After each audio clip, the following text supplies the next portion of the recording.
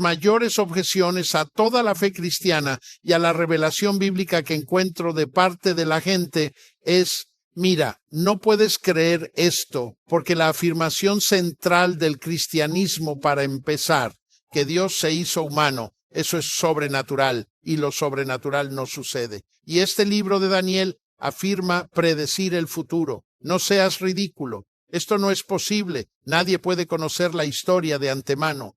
El libro de Daniel contiene algunas de las profecías más sorprendentes de toda la Escritura. Siglos antes de que determinados acontecimientos ocurrieran, Daniel describió el surgimiento y la caída de grandes imperios, el avance de nuevos gobernantes y acontecimientos históricos con un nivel de detalle que todavía hoy provoca intenso debate.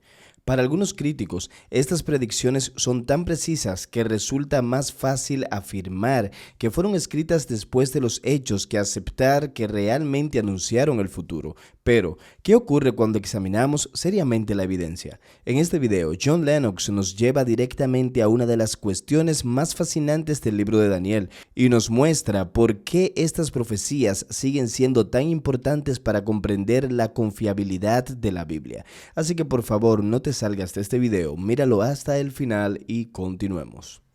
En primer lugar, la parte principal de lo que voy a decir trata sobre Daniel como joven y lo que experimentó esencialmente cuando era adolescente, digamos entre los 15 y los 20 años. Vivió en una cultura muy estrecha durante la primera parte de su vida.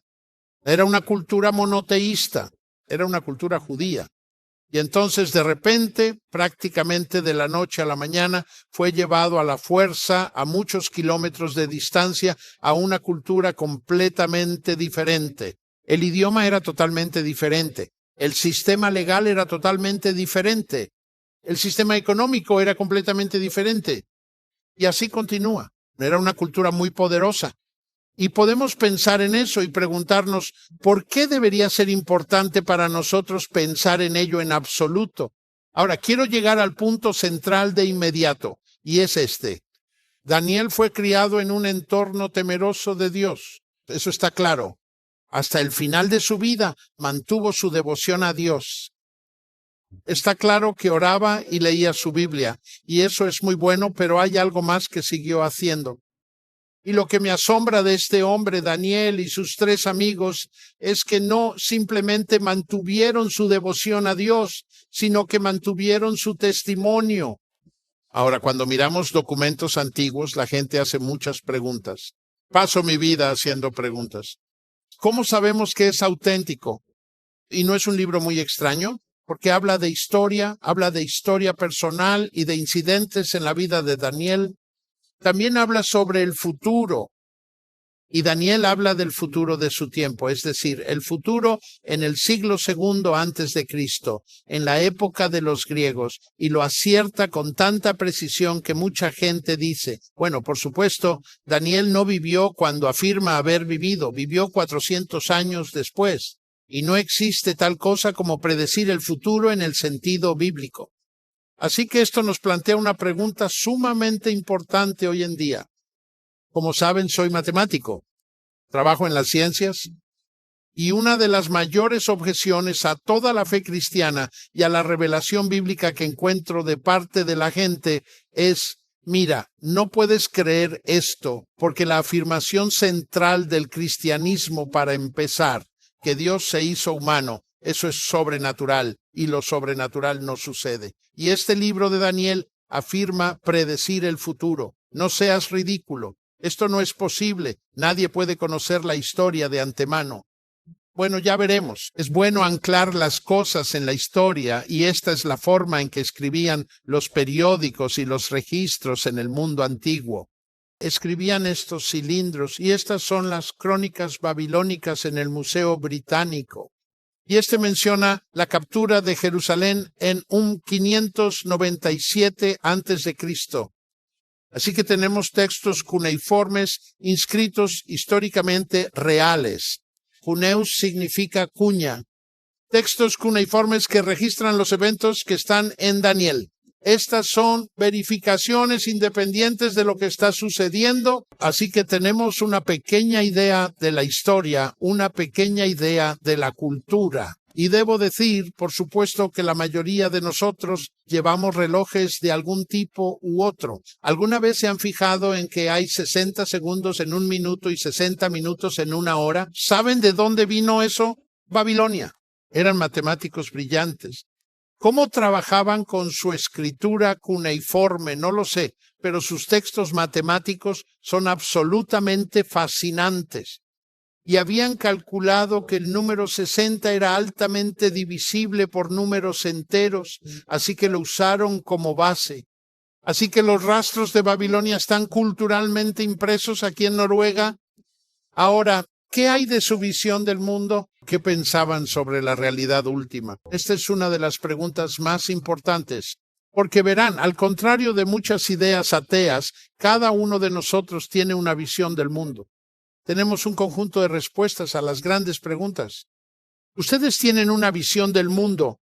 Para muchos de ustedes es cristiana. Dawkins tiene una visión del mundo que es el naturalismo. Y los babilonios tenían una visión del mundo y tenían ideas sobre la creación. Procedía a través de la unión sexual de los dioses. Pero ahora, aquí está lo interesante. Tenían una teogonía, así como una cosmogonía. Ahora, ¿qué significa eso? Una cosmogonía es la génesis del universo. Nosotros, los cristianos creyentes, tenemos una cosmogonía. Se llama Génesis 1. Pero ellos tenían una teogonía, y eso significa cómo se originaron los dioses.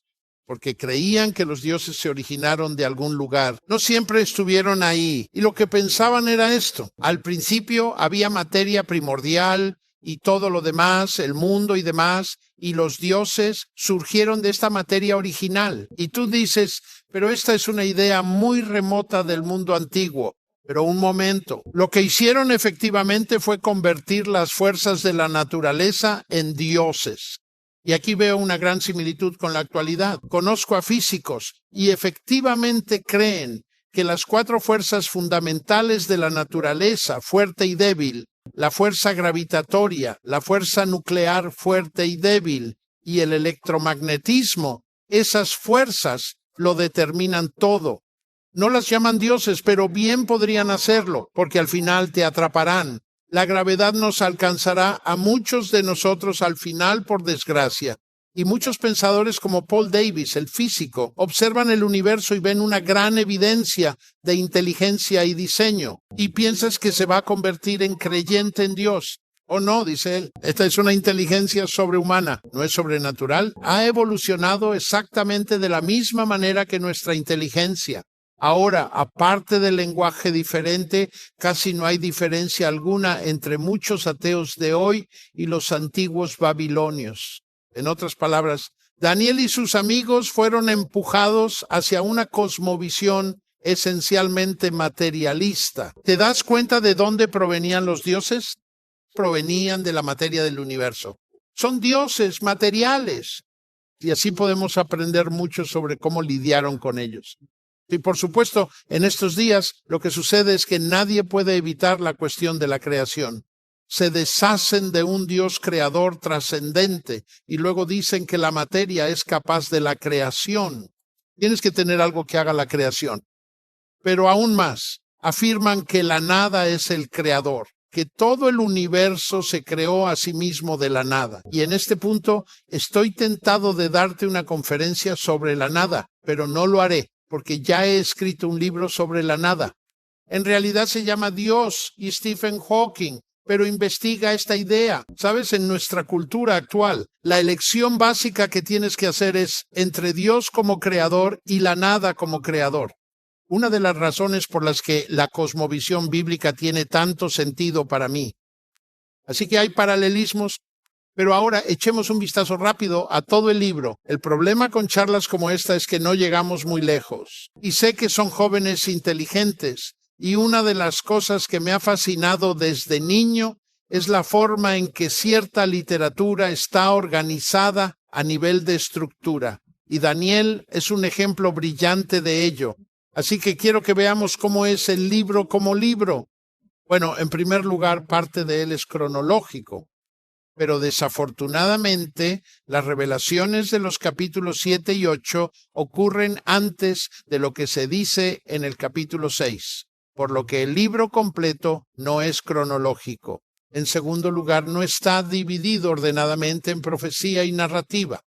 Hay narrativa en el capítulo 1, hay profecía en el capítulo 2, hay narrativa en los capítulos 3, 4 y 5, y luego hay algo de profecía, etcétera, etcétera.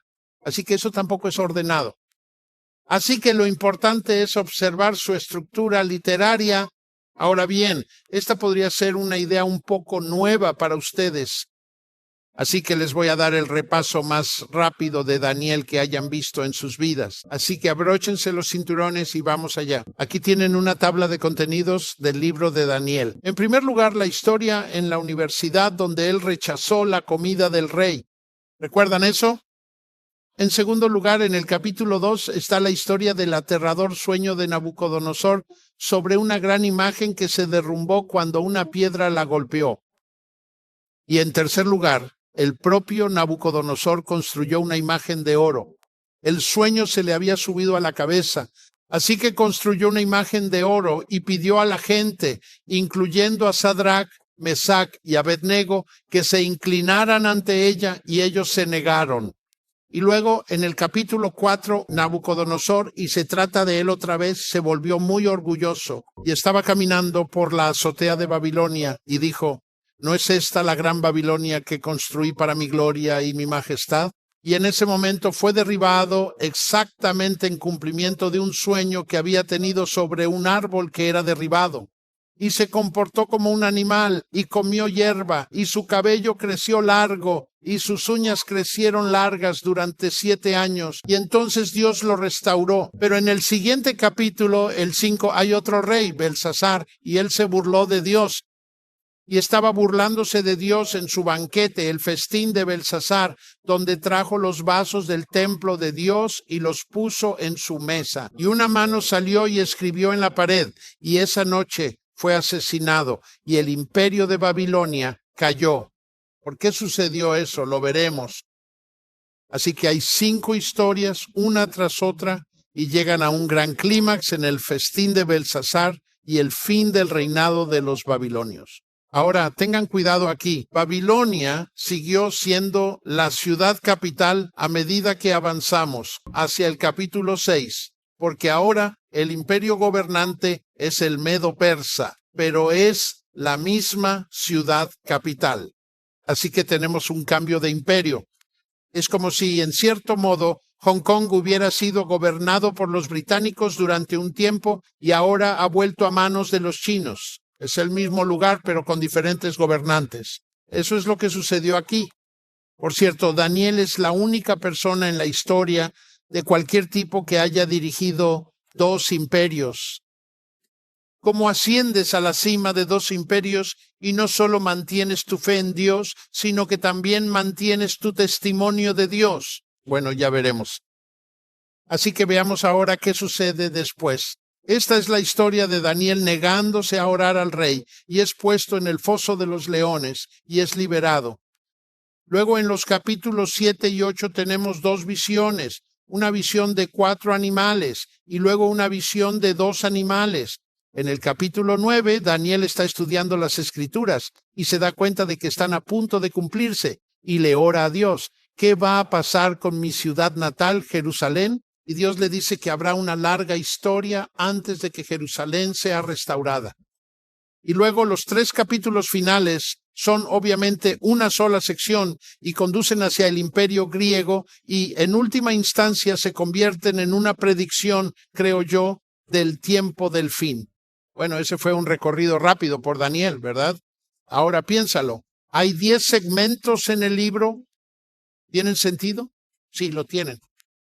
Porque comienzas con una historia administrativa en Babilonia. Luego sigues con 2 imágenes, una imagen de un sueño y una imagen real. Luego tienes a 2 reyes disciplinados.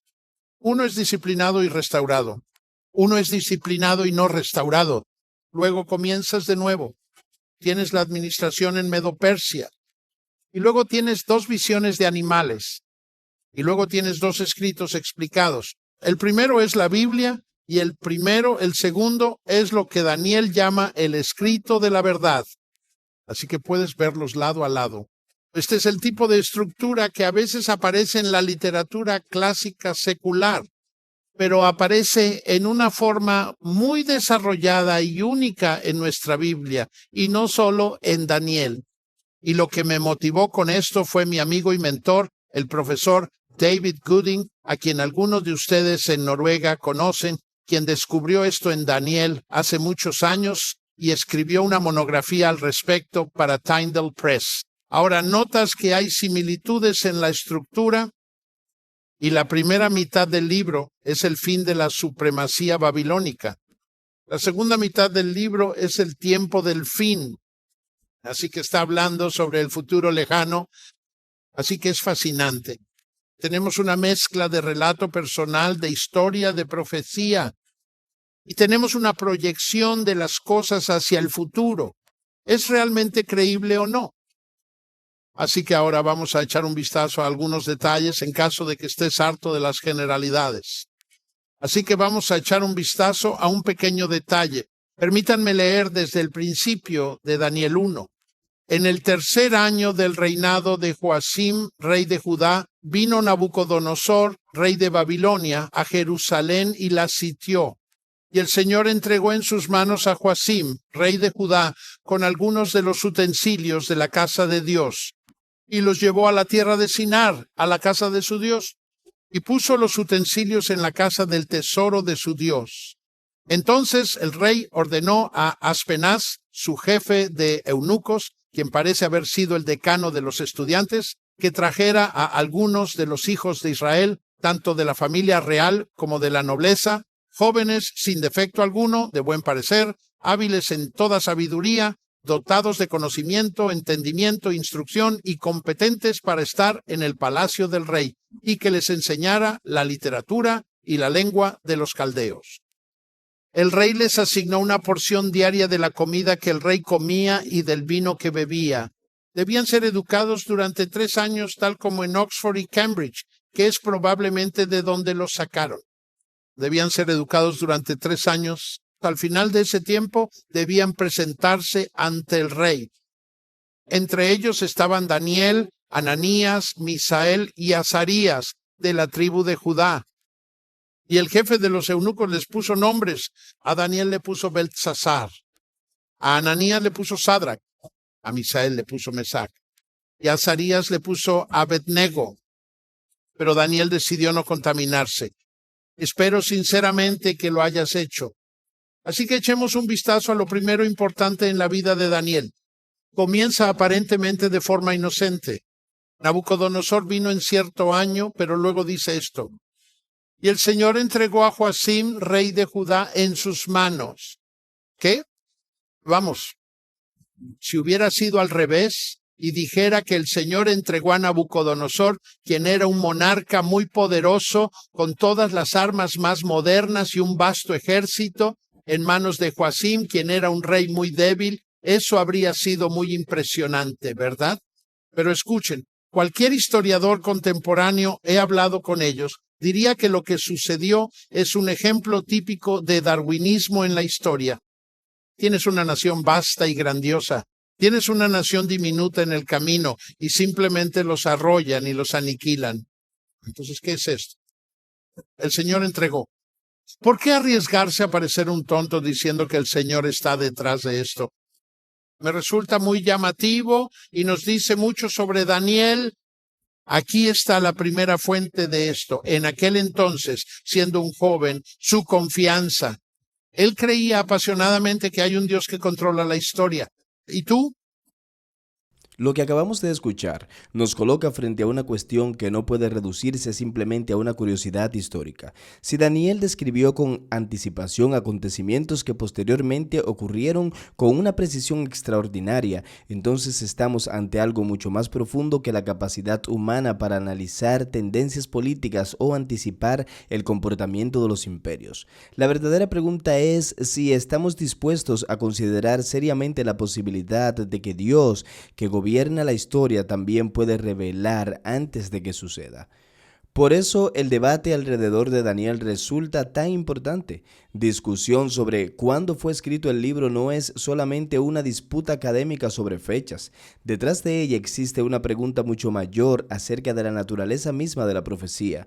Si comenzamos afirmando que Dios no puede revelar el futuro, entonces cualquier predicción precisa tendrá que explicarse necesariamente como algo escrito después de los acontecimientos. Pero si Dios existe, si Él gobierna sobre las naciones y conoce desde el principio lo que todavía no ha ocurrido, entonces la profecía deja de ser imposible. Daniel nos recuerda además que los imperios parecen invencibles solamente por un tiempo. Babilonia cayó, Persia cayó, Grecia fue dividida y los grandes gobernantes de la historia terminaron desapareciendo. El poder humano cambia constantemente de manos, pero Dios permanece soberano sobre cada generación. Esa es quizás una de las verdades más poderosas de todo el libro. La historia no avanza sin dirección ni está finalmente controlada por reyes, ejércitos o gobiernos.